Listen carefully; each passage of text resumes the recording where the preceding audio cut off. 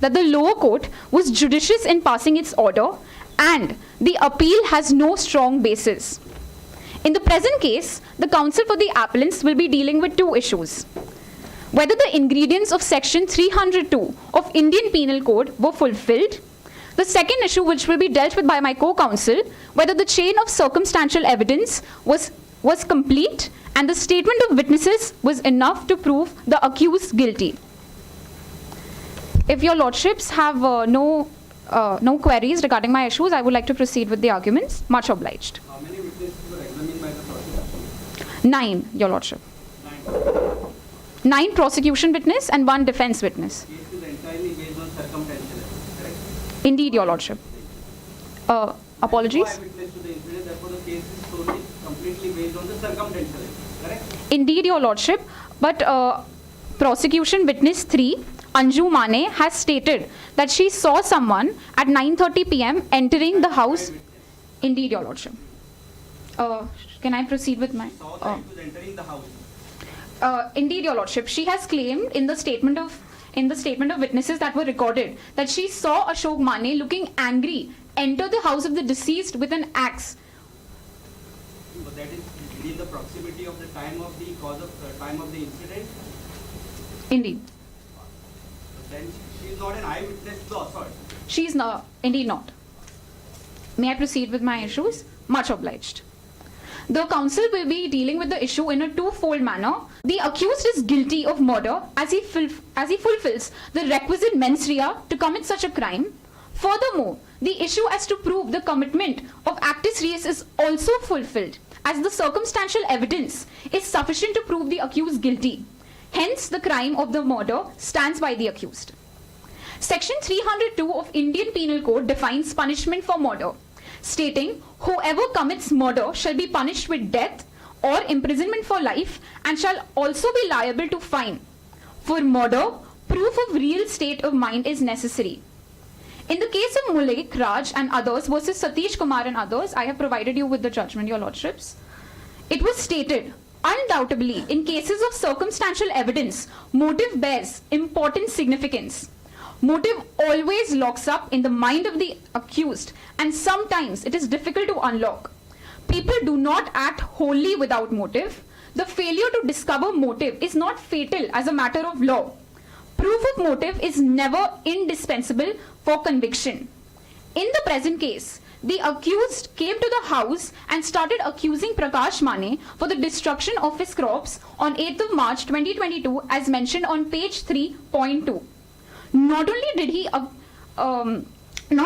accuse the deceased for destroying his crops, but he also tried to assault him and they had a tussle.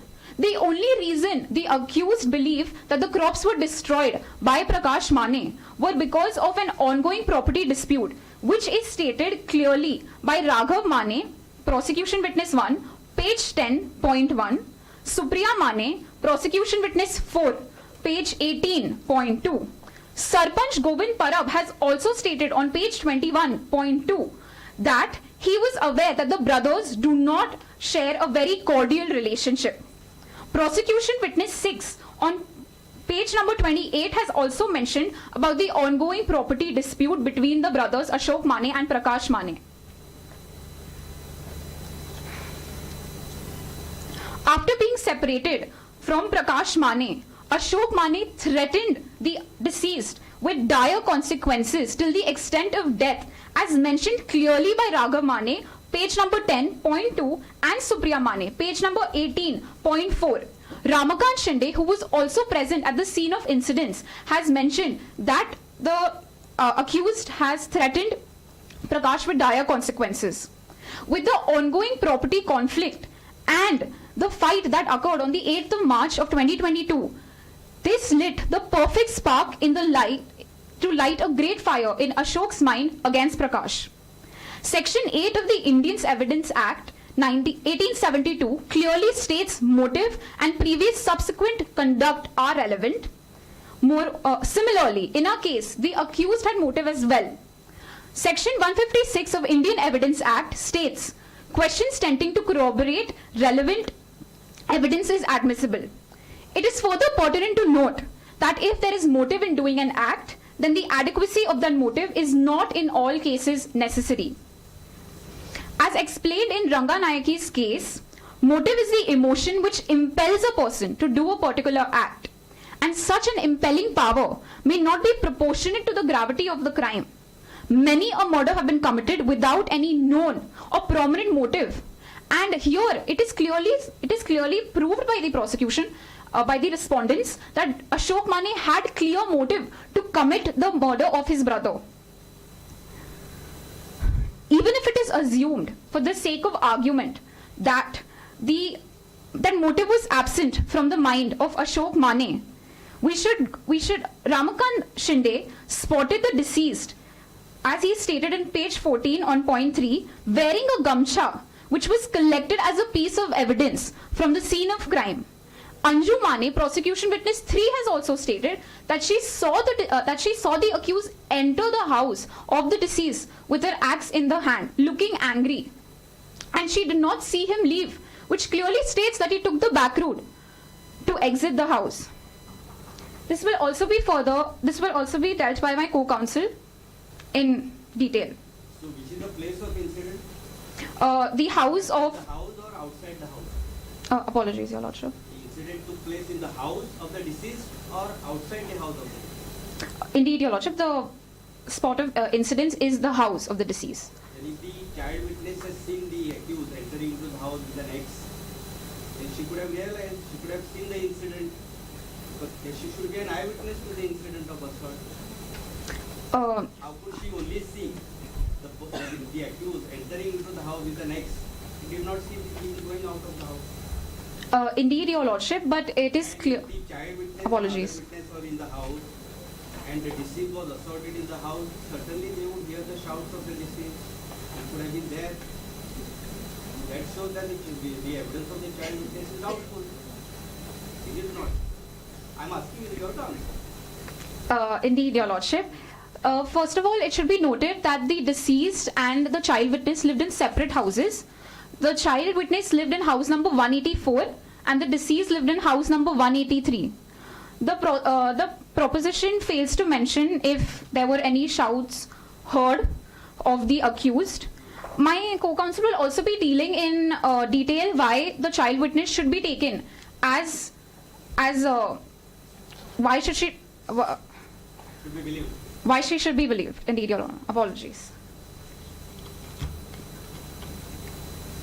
In Kirti Pal and others versus the state of West Bengal and others, it was mentioned that motive is an important factor in cases where the conviction is based on circumstantial evidence.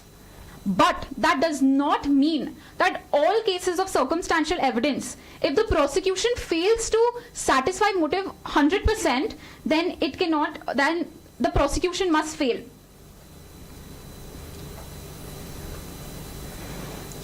In Ajit Singh Harnam versus State of Maharashtra, it was also mentioned that a case which relies entirely on circumstantial evidence have no eyewitnesses.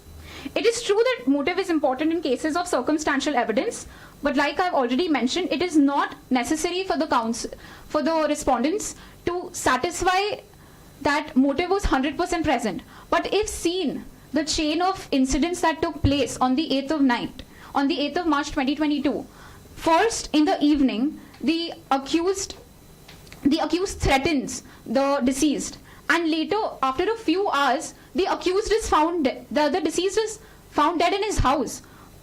It is not a mere coincidence, Your Lordship, and the accused also had major motive because he wanted to gain the property back from his father and to end the enmity between them for once and all.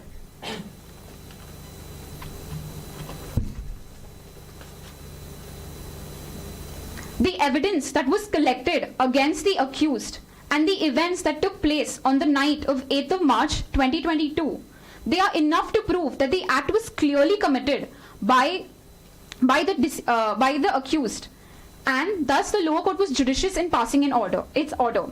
I would also like to state that my learned opposition contends that Ramakant Shinde could have been a person who had committed the crime. But if Your Lordship refers to page number 14 Point 1. It is clearly stated that Ramakant Shinde, he was a government college teacher. Not only that, he used to provide tuition to the children of the village free of cost. Now, a man who has such a good reputation in the society, why would he tarnish his image, first of all, by giving false statements against the accused? And just because he was Ashok Mane's opposition, it does not give him enough motive to commit the crime of his friend Prakash Mane. If the bench has no further questions with regards. How would you meet the arguments of the other side? Firstly, there is a delay in registering FIR. Secondly, that there are no independent witnesses examined by the prosecution. And thirdly, there are contradictions in the evidence of the witness. So what is your argument in reply to this submission? Indeed, Your Lordship, my co-counsel will be dealing. And why there was a delay Apologies. in recording the statements of witnesses during the investigation? What do you have to say about this? Indeed, Your Lordship, my co-counsel will be dealing with the issues in depth. But just to briefly state about the delay that took place for reporting the incident. After a child sees the dead body of his own parent, it is only natural for him to take some time to collect himself. And not only did the accused, not only did Raghav Mane have to collect himself, but he had to handle a 10-year-old daughter who was very close to the deceased. So we cannot overlook this fact. It was not a delay of a few days to report the crime. There was only merely a delay of few hours to report the crime. The wife of the deceased is also a witness in this case? Wife of the deceased? Of the crime that had occurred? Yes. Indeed not, Your Lordship. So only child is the person who is related to the deceased. Child witness is there, no, in this case? Indeed, Your Lordship. The child witness is the only witness who has seen Ashok Mane enter the crime scene. So the other relatives of the deceased are not examined as witnesses in this case? They are. His wife, his son. The deceased has no wife, at least as mentioned in the proposition. The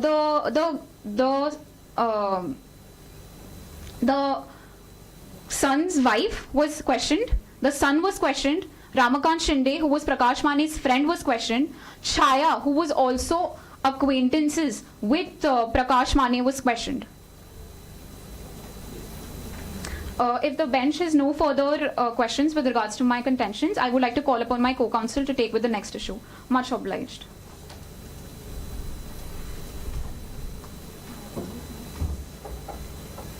The counsel seeks permission to approach the dais. Much obliged.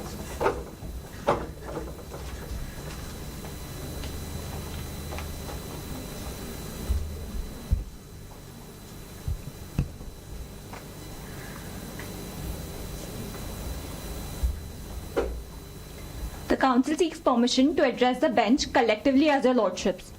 Much obliged. The counsel seeks permission to begin with the second issue, which states whether the chain of events collected and circumstantial evidence present before the Honorable Court and statement of witnesses recorded are enough to prove the accused guilty. It is humbly submitted before the Honorable Court that Ashok Mane is guilty under Section 302 of the Indian Penal Code, as the chain of circumstantial evidence present before the Honorable Court is enough to prove the guilt of the accused. In order to prove this contention, the counsel will be dealing with the issue in a threefold manner. First, proving that the statement of witnesses gives us evidence in order to prove the guilt of the accused. Second, that the chain of circumstantial evidence was complete. Third, that the accused was proved guilty beyond reasonable doubt. Now, starting with the first part of my issue, the counsel contends that the statement of witnesses gives us evidence in order to prove the guilt of accused. Your Lordship, circumstantial evidence is indirect evidence that does not on its face prove a fact, but gives rise to a logical inference that the fact exists. In the present case, there is an evident chain of circumstantial evidence, and therefore the trial court was judicious in passing the order against the accused. Your Lordship, in the Supreme Court judgment of Santan Naskar vs. State of West Bengal, it has been stated that circumstantial evidence can be the sole basis of conviction if there is a chain of events which leads to the guilt of accused. Your Lordship, in the examination in chief of prosecution witness 1, Raghav Mane stated that Ashok Mane, the accused, blamed the deceased for destroying his crops and also threatened him with dire consequences to the extent of killing him, and this contention has been corroborated by prosecution witness 2, Ramakant Shinde, prosecution witness 3 and 4, that is Anju Mane and Supriya Mane. This gives us an additional link that the chain of circumstantial evidence was present. Your Lordship, it is inferred that Ashok Mane was near the resident of deceased and did enter the house of deceased, as this has been corroborated in the examination in chief of prosecution witness 2, Ramakant Shinde, in which he had stated that Ashok was smoking a cigarette wearing a gamcha. Your Lordship, I would like to point out the fact on page 16.4 of the proposition, in which it is stated by prosecution witness 3, Anju Mane, that she had seen Ashok entering the house of deceased with an axe and he seemed very angry. Your Lordship, the axe has been identified by her and possesses the fingerprints of the accused. Your Lordship, as stated by the learned opposition, that she is not sure about the statement that it was accused entering could not be relied upon, as she has not denied that Ashok did not enter the house. She has just stated that it was dark outside. One cannot see the face of a person clearly. She has not denied at all that it was not Ashok who entered the house of deceased. And Your Lordship, Anju Mane is a prime witness in the present case. She is a competent witness and a reliable witness under section 118 of the Indian Evidence Act.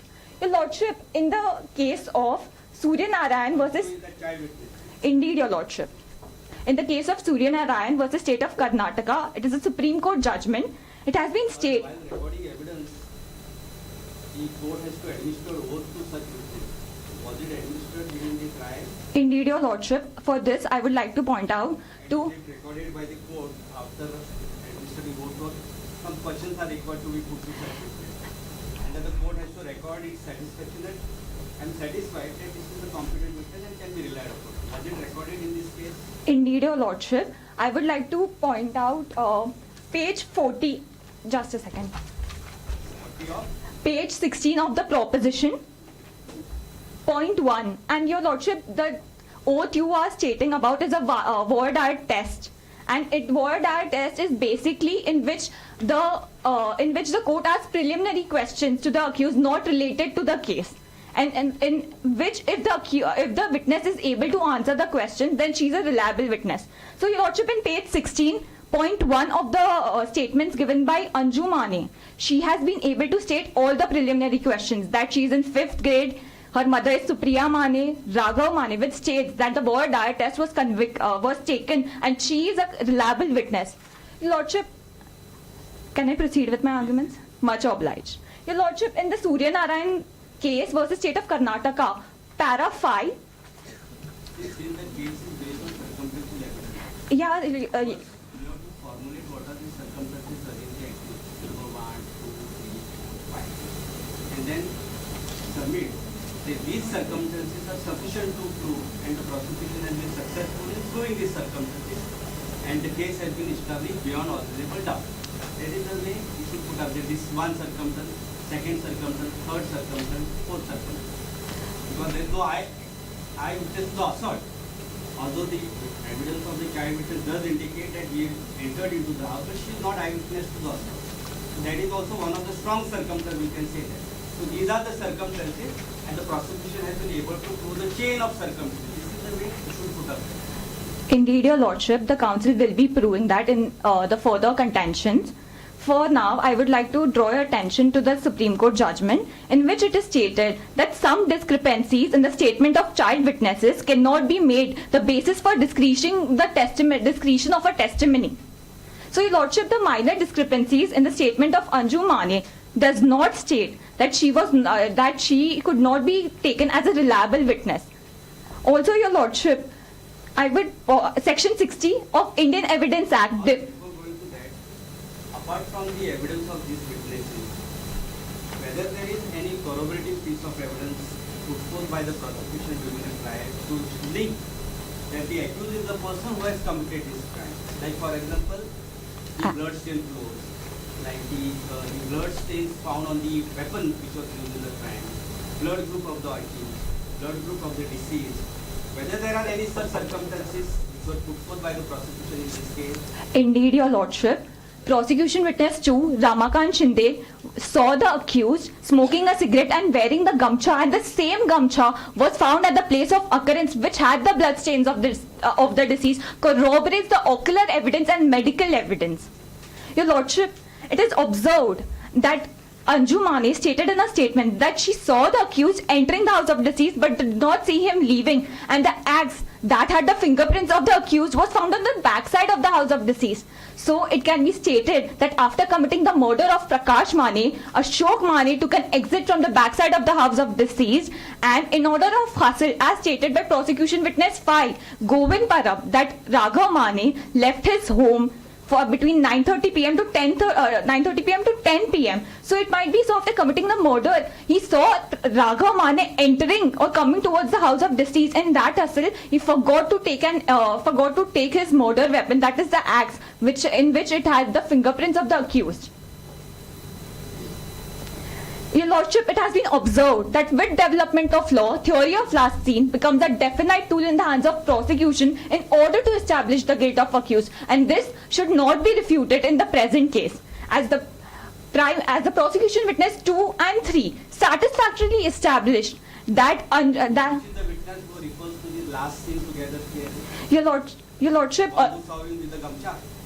indeed not, Your Lordship. Defense witness 1, Kamla Mane, denies that Ashok Mane, that is her husband, was not at the place of crime scene. She says that To establish the theory of last scene is for the prosecution to prove such evidence and examine witness, not a defense. So which is your witness who says that they were seen last seen together before the incident? Who? The deceased and the accused. Your Lordship, as stated by Ramakant Shinde, that Ashok denied the fact to come accompany with him in his daily walks. It is clearly stated that the deceased was present at his house, that is house number 184. And also, Your Lordship, as stated by Anju Mane, who is a reliable witness in the present case, she stated that she saw the accused entering house of deceased with an axe, and he seemed very angry. So, Your Lordship, and the death threat given by the accused cannot be refuted in the present case, as it clearly makes a chain of circumstantial evidence. So, Your Lordship, from this I would like to answer your question that indeed Anju Mane saw the accused entering house of deceased and not committing, but entering house of deceased with the murder weapon. This weapon was recovered at the instance of the accused, or it was found at the spot? Your Lordship, it was found at the backside of the house of the deceased, that is house number 184. So was it an open space? Indeed, Your Lordship, it was an open space, but there is no statement or explanation given by the learned opposition that how did the murder weapon that had the fingerprints of accused reach that place, and also not only. The fingerprints of accused were found on the eggs? Indeed, Your Lordship. That is one of the circumstances you should highlight. Your Lordship, also the evidence of fingerprints corroborates with another evidence that was found at the place of crime scene, which had the bloodstains of the deceased, that is the gamcha. So, Your Lordship, this should not be refuted and clearly makes a chain of circumstantial evidence present before the Honourable Court.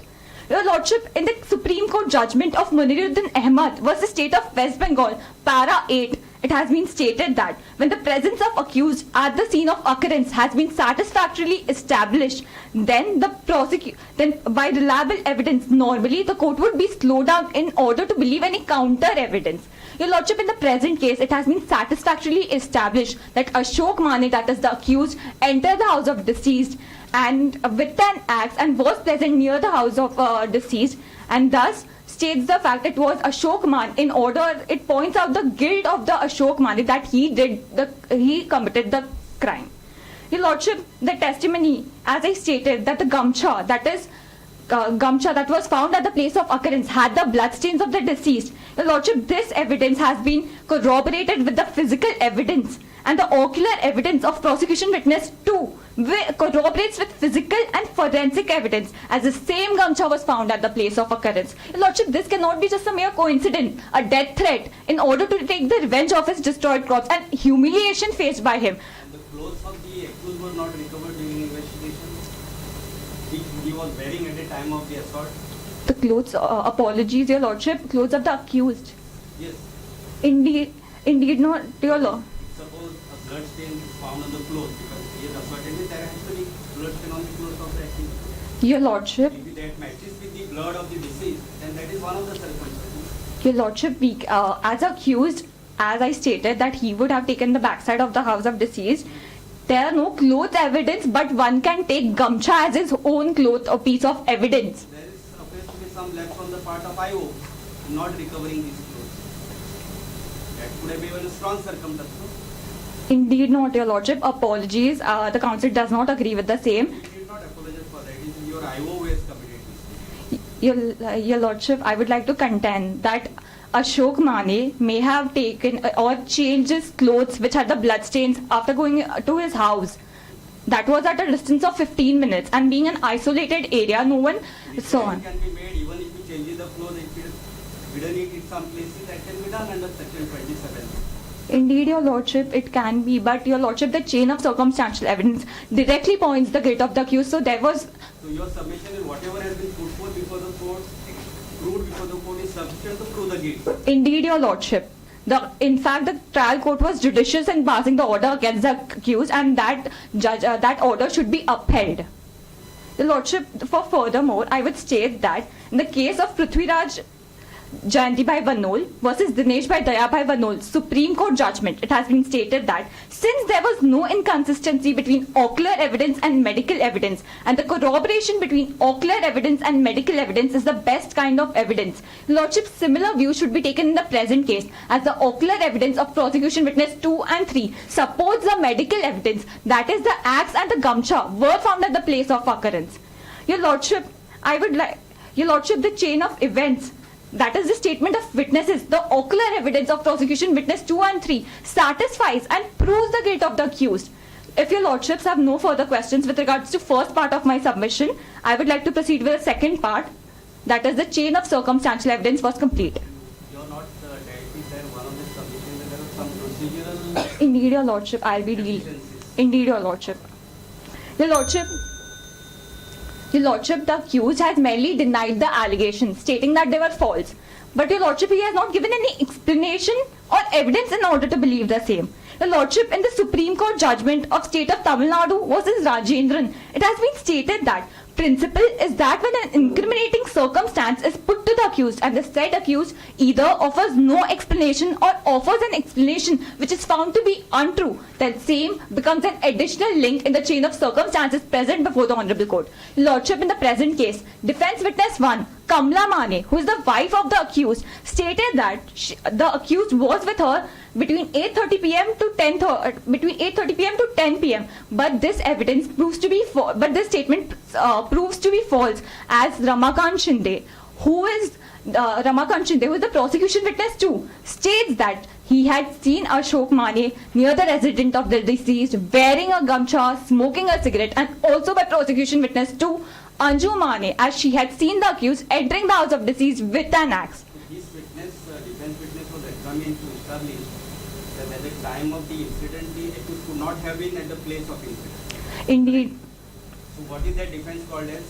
Interested witnesses. No, this type of defense, where the accused tries to establish that you are not present at the scene of offense. What is it called in the law? Alibi. Alibi. I take that down. Yes. Much obliged. They are not succeeded in doing that. That's your submission. Indeed, Your Lordship, the statements of interested witness, that is defense witness 1, Kamla Mane, proves to be false, and hence her statements cannot be relied upon. Your Lordship, seeing a person is regarded as primary evidence under section 62 of the Indian Evidence Act.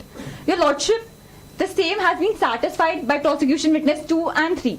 Also, Your Lordship, the axe, that is the exhibit 2, which had the fingerprints of the accused, was found by investigating officer Dinesh Mahadik, which possessed the fingerprints of the accused, and the injury due to which the deceased died could have been through axe, as suggested by expert witness, prosecution witness 8, Dr. Sunil Prabhu, corroborates along with forensic evidence, ocular evidence of prosecution witness 2, Anju Mane, as she had seen the accused entering with an axe, states that murder weapon was in fact axe, as it had the fingerprints of the accused. Your Lordship, I would like to point out a contention that's stated by the learned opposition. They stated that Dr. Sunil Prabhu cannot be taken as a reliable witness. But Your Lordship, in their contentions, they have stated that Sunil Prabhu stated that the murder weapon could or could not be the axe. So they are relying on his evidence also, which makes it contradiction in their arguments, as they are relying also on stating the fact that he was not reliable. Your Lordship, furthermore, as you asked my learned co-counsel, that why was Gamcha present at the place of occurrence, and why were there no shouts? Your Lordship, it can be assumed that the Gamcha that belonged to Ashok Mane would have been tied in the mouth of the deceased in order so that the voice of the deceased could not go outside. You can't go by inferences. It has to be established that it has happened. Your Lordship, as ever no... Prosecution case can't be based on inferences. Indeed, Your Lordship. It's for the prosecution to establish the case beyond doubt. Indeed, Your Lord. It's not your case that his mouth was closed by tying the gamcha. Gamcha was found not on the body of the deceased. No? Indeed, Your Lordship, it was not found on the body of the deceased, but it was found at the place of occurrence. And since the Honorable Court stated that why were there no shouts, so it can be inferred that Ashok Mane tied the mouth of deceased in order so that the voice of the deceased could not go outside.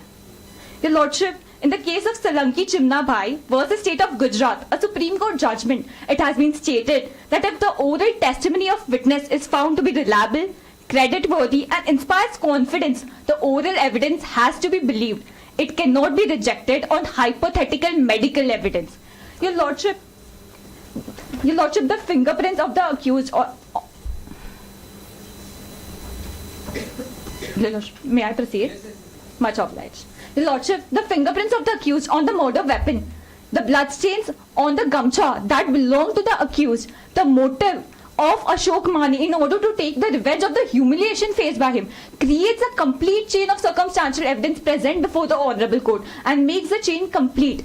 Your Lordship, if Your Lordships have no further questions with regards to the second part of my submission, I would like to proceed with the last part that states that the accused was proved guilty beyond reasonable doubt. Indeed, Your Lordship, there was a delay in lodging the FIR, but Your Lordship, as explained by my co-counsel, that Your Lordship, Raghav Mane, first of all, went to the house of Sarpanch as he was concerned for his father, as due to the tussle that took place between Ashok Mane and Prakash Mane. Secondly, while returning from the place of incident, it is difficult for a child to return to a father's dead body in a pool of blood. Your Lordship, firstly, Raghav Mane had lost his father. Secondly, being an unnatural death, it took time for him to process the same. Also, Your Lordship, he had to handle his 10-year-old daughter, who was very close to the deceased. Just the fact that there was a delay of few hours in lodging the FIR does not prove that it was Raghav Mane who committed the crime. Your Lordship, I would also like to... Indeed, Your Lordship, the Chiplun the house of the deceased is an isolated... It is not available easily in such villages. Indeed, Your Lordship. The Raghav Mane found the dead body of his father. Raghav Mane found the dead body at 10 p.m. to 11 p.m. and he reported an FIR at 4 a.m. of 9th March. Your Lordship, I would also like to state a point of the fact that the learned opposition stated that Ramakant Shinde may be an interested witness. Indeed not, Your Lordship. Just because he was the opposition of the accused does not discard his credibility of the prosecutor being an reliable witness. Your Lordship, also Ramakant Shinde... Sometimes the manner in which the place where the incident took place, time when the incident occurs, there may not be independent witness also. There can be a given case where there is not possibility that to get an independent witness. Indeed, Your Lordship, and Your Lordship, but the chain of circumstantial evidence, as explained... This is, I am saying something in favor of... Indeed, Your Lordship, much obliged. But Your Lordship, I would like to state... Yes, Your Lordship, it is clearly seen from the aforesaid contention that was a clear chain of circumstantial evidence present before the Honorable Court. Also, Your Lordship, the Court should take into account that the crime took place in March 2022. Your Lordship, due to the ongoing medical work pressure in the country, that is the pandemic situation, there was a delay in sending the recoveries to the forensic, and also there was the evidence that was sent to the forensic was not decomposed. Your Lordship, so mere delay in sending the recoveries does not prove the story of prosecution to be fatal. Your Lordship, I would like to state... What is the cause of death? Apologies. Cause of death in PM report, the last column refers to cause of death. Your Lordship, In this case, what is the cause of death? Your Lordship, the injury to front lobal and occipital lobal of the brain. That is what is mentioned in this. Indeed, Your Lordship. Indeed, Your Lordship, he states the same, that the deceased died due to the injury on the front lobal and occipital lobal of the brain. Occipital lobe of the brain. Has he also stated that the death the injuries which are suffered by the deceased could be caused by the X which has been recovered during the investigation? Was it pointed out to him in the evidence? Apologies, Your Lordship. Was the X which was recovered in this case, which was allegedly used for assaulting the deceased, was brought before the court and it was pointed out to this medical officer, and whether that medical officer stated that this weapon is sufficient to cause the injuries which are suffered by the deceased? Your Lordship, in the statement of prosecution witness 8, Dr. Sunil Prabhu has stated... Before the court, in the evidence. Indeed not, Your Lordship, the proposition does not state the same, and also it has been stated by Dr. Sunil Prabhu that the murder was done by any blunt object, that is, it could have been taken that the accused murdered the deceased with the backside of the axe, that is the blunt part. And also, Your Lordship, the circumstances and the evidence present before the Honourable Court makes it a complete chain. So therefore, the nature of injuries suffered by the deceased, was they possible from the sharp side or from the blunt side? The front lobe and occipital In lobe. your case, as per the evidence of medical officer, that blunt side could have been used.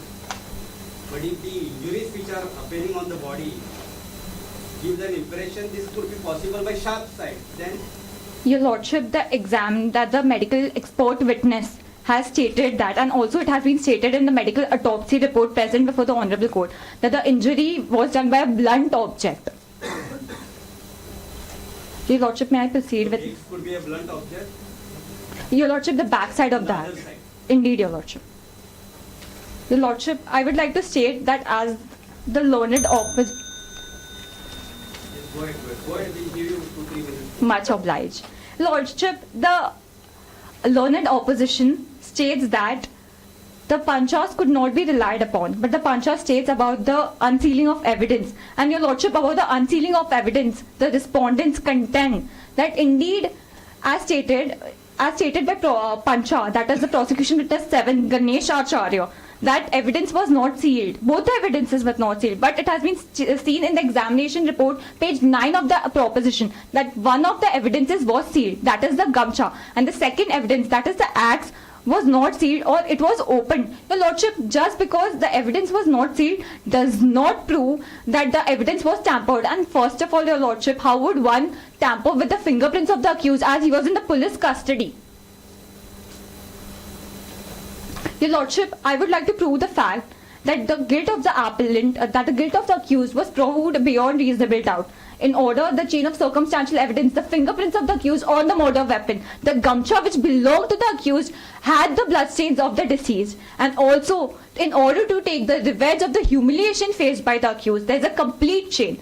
And In the best case which you have read on the point of circumstantial evidence while preparing for this moot court, Your Lordship, which is the best judgment which you have read on the point of circumstantial evidence? Your Lordship, the Gangadhar Behra versus the state of Odisha, which I am citing right now, it states that prosecution... You did not read Sharad Sarda's case? Indeed, Your Lordship. Sharad Birdi Chand versus state of Maharashtra. Alright, go ahead. In the case of Gangadhar Behra versus state of Odisha, a Supreme Court judgment, para 18, it has been stated that prosecution is not required to meet any and every hypothesis of the accused. A reasonable doubt is not an imaginary, trivial or possible doubt, but a fair doubt based upon reason and common sense. Lordship, in the present case, all the evidence is present before the Honourable Court directly point out the guilt of the accused, and minor trivial discrepancies cannot prove the story of the prosecution to be fatal. As mentioned in the Supreme Court judgment of State of Himachal Pradesh versus Lekha Raj, that trivial discrepancies ought to happen, and that cannot weaken the case of prosecution. Your Lordship, in every case, there is always some room for reasonable doubt, as we don't live in a perfect world. Lordship, perfect proof is seldom to be had in an imperfect world, and absolute certainty is a myth. And Your Lordship, with this, I conclude my arguments and contentions by stating that there was a complete chain of circumstantial evidence, and the ocular evidence of prosecution witness 2 and 3 satisfies that Ashok Mane is guilty of the murder of Prakash Mane, and the chain of circumstantial evidence was complete in order to prove the guilt of the accused. If Your Lordships are satisfied, if Your Lordships have no further questions with regards to last part of my submission, I would like to proceed with the prayer. Yes. Much obliged. It is humbly submitted that in the light of issues raised, arguments advanced, and authorities cited, it is most humbly prayed and implored before the Honourable Court that it may be graciously be placed and to adjudge that the chain of circumstantial evidence present before the Honourable Court was complete, and statement of witnesses are enough to record to prove the guilt of the accused, and that the conviction order passed by the trial court was judicious and the same should be upheld, and pass any such order in the favour of the respondent. The appeal should be dismissed. Your Lordship, indeed. And pass any such order in the favour of respondent against the appellant, as it may be deemed fit and proper by this Honourable Court, in the interest of equity and justice. For this act of kindness, the respondent shall duty bound forever pray. Your Lordship, it was an honour to argue before the Honourable Court. It was pleasure for us also to be around. Much obliged. Yes. Your Lordship,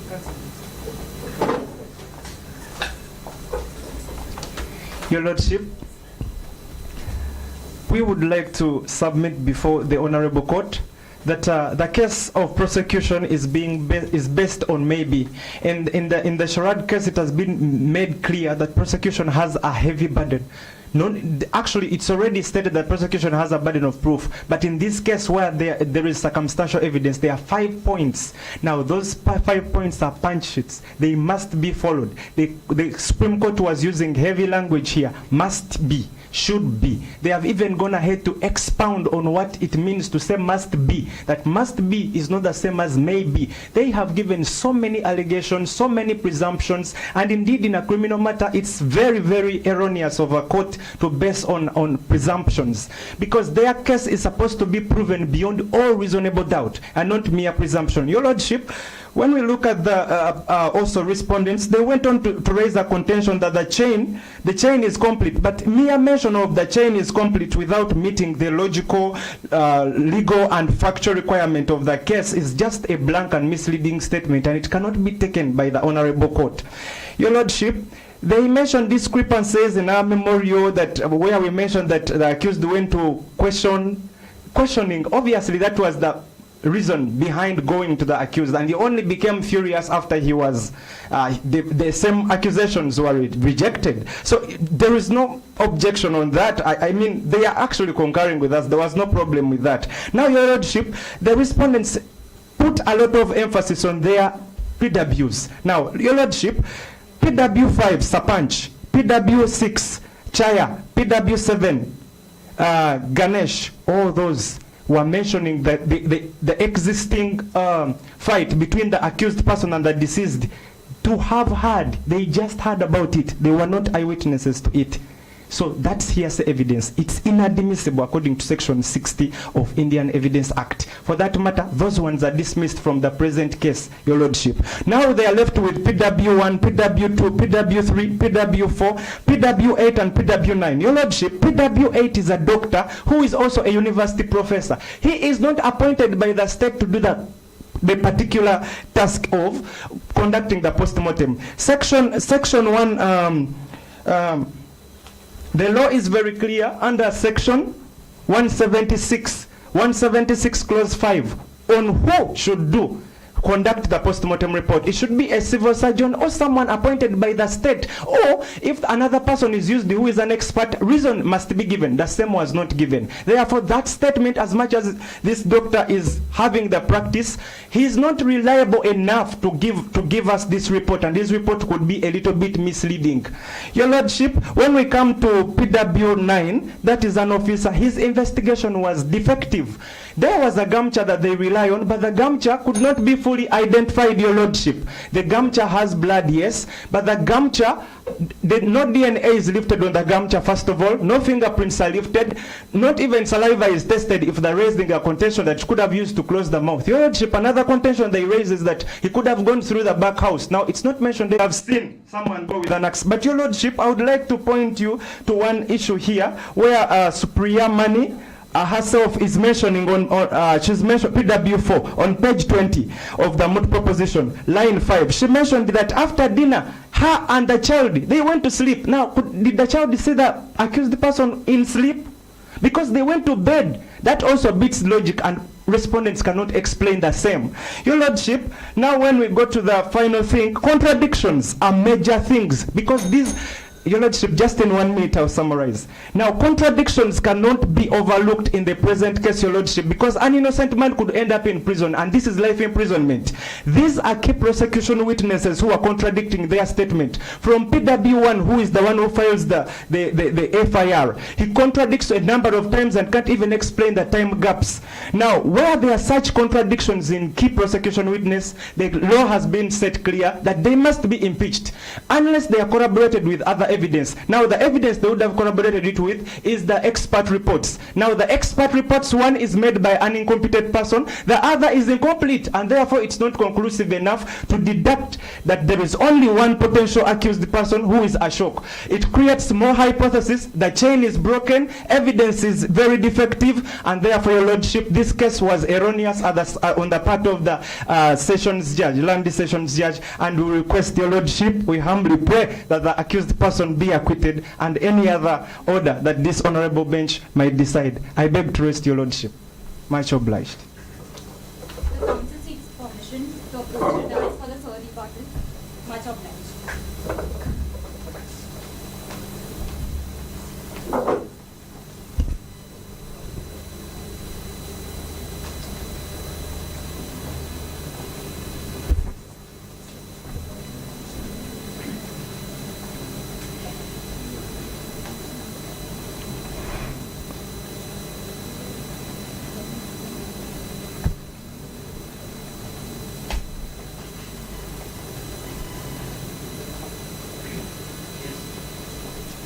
Lordship, can I proceed with the sir rebuttal? Much obliged. Lordship, Is sir rejoined? sir rebuttal. Sir rebuttal. Apologies, your lordship. Lordship, as stated in the first contention of rebuttal, Generally in the court there is nothing like sir rebuttal. And the rejoinder, sir rejoinder in civil proceedings. Anyway, go ahead. much obliged, your lordship. As stated by the learned opposition that there should be 5 points, as mentioned in Sharad Biddi Chand versus State of Maharashtra. As explained in my contentions that all the 5 points have met, as the chain of circumstantial evidence was complete. And also, your lordship, the learned opposition has not been able to state or provide any evidence that states that how did the murder weapon, that is the axe, was found at the place of crime, which had the fingerprints of the accused. This is a major evidence and should not be refuted.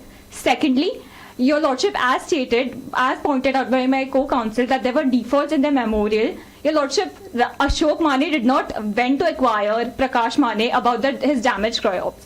Instead, he went shouting towards Prakash Mane, and he led acquisitions on him, and he accused Prakash Mane. No, he did not go to inquire about the same. He started accusing Prakash Mane, believing that it was Prakash Mane who had destroyed his crops. Secondly, your lordship, the contradictions that are stated by the learned oppositions are not true. Contradictions are not about the statement made by prime witnesses. Contradictions are just trivial discrepancies in the statement of witnesses, and not major discrepancies that the honorable court would have overlooked also. And therefore, your lordship, I conclude my statement by contention that, as stated by the opposition, learned opposition, that the pancha could not be relied upon, as stated by them. But your lordship, in their statements, they only rely on the pancha statement. As prosecution witness 7, Ganesh Acharya, one of the panchas, stated that the axe was found on the backside of the house of deceased. They have stated that it might be that it was. Who is Ganesh Acharya, not the choreographer? Indeed not, your lordship. So they themselves are relying on his statements and then stating that his statements could not be taken before the honorable court. So, Your Lordship, I conclude my argument by stating that there was a complete chain of circumstantial evidence and the trial court was judicious and the acquittal order should not be passed and accused Ashok Mane should be convicted.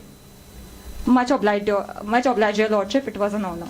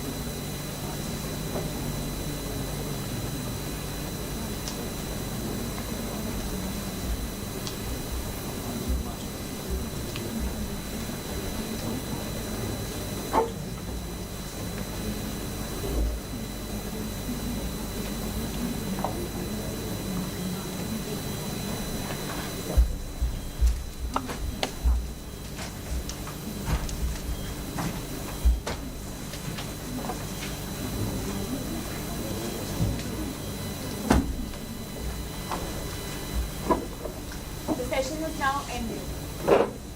All rise.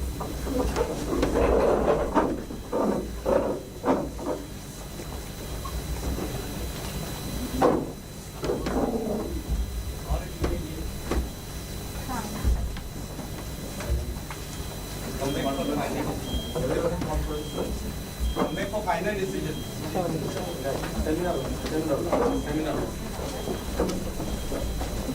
Terminal.